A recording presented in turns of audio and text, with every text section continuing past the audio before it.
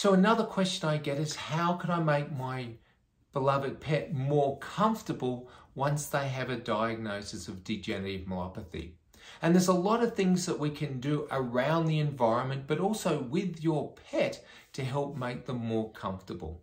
First thing is we need to get them into a physical therapy regime. We need to get them on supplements that help build muscle or prevent loss of muscle through atrophy or disuse atrophy, because we know as we lose those nerve cells in the spinal cord, they're no longer able to move as they used to, and that's usually what you're seeing because we get initial diagnosis around stage 2, sometimes stage 3 in the 5-stage system that I use to rank my degenerative myelopathy patients. So we want to build into their daily regime physical therapy activities to help slow down the progression of the disease. In their home environment, we want to put rugs down on the floor if there's slippery floor, wooden floors, tile floors, because we don't want them falling.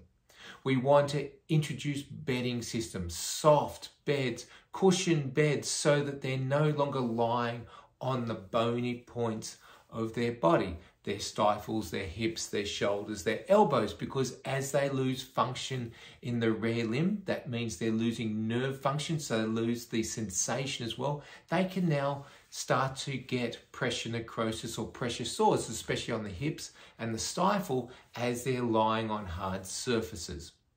We want to introduce padding to their paws, so booties, wraps to help protect the paws as they're walking along. They're no longer able to lift up, they start to drag.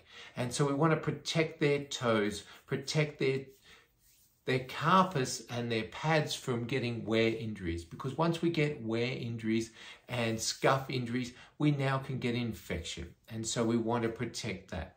So really we want to think about ways we can protect the environment at home or when they're on their walks, always walking them on grass or soft surfaces, getting them off asphalt or concrete surfaces that start to wear again at their nails and their paws and their toes.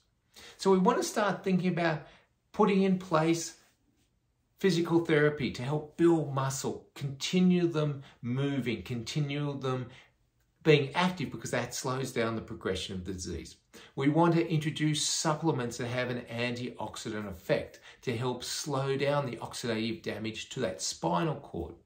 We want to introduce things into their home environment, so mats, rugs, carpets, bedding, to help minimize their chances of slipping, help minimize their chances of getting point necrosis lesions, but also maximize their comfort.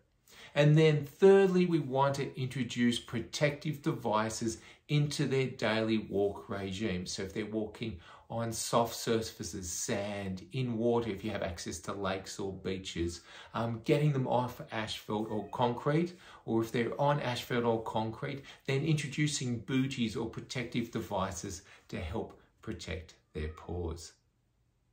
So hopefully this has given you a few ideas about what things you now need to start thinking about when we look to making them more comfortable with this disease.